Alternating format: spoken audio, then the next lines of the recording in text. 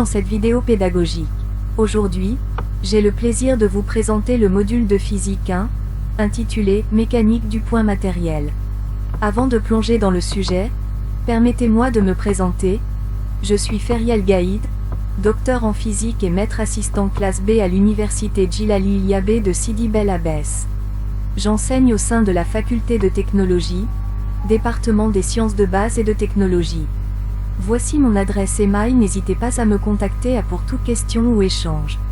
Passons maintenant aux détails du module. Le cours physique 1, mécanique du point matériel, est une matière fondamentale de crédit de 6 points et de coefficient de 3, destinée aux étudiants de première année licence en sciences et technologies. Il se déroule au premier semestre, 15 semaines. Passons maintenant à la présentation du cours.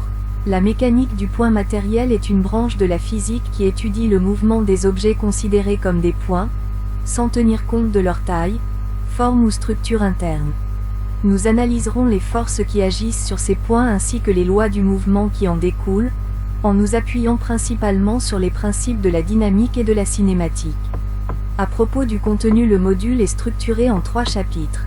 Chapitre 1, cinématique, chapitre 2, dynamique, chapitre 3, travail et énergie.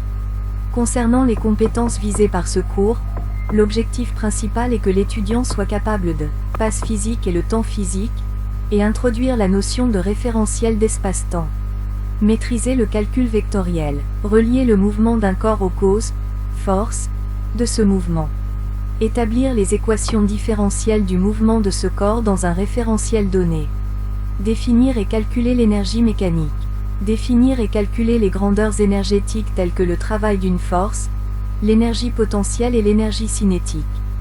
Concernant les prérequis, il est essentiel que l'étudiant possède des notions de base en mathématiques, physique de base, trigonométrie.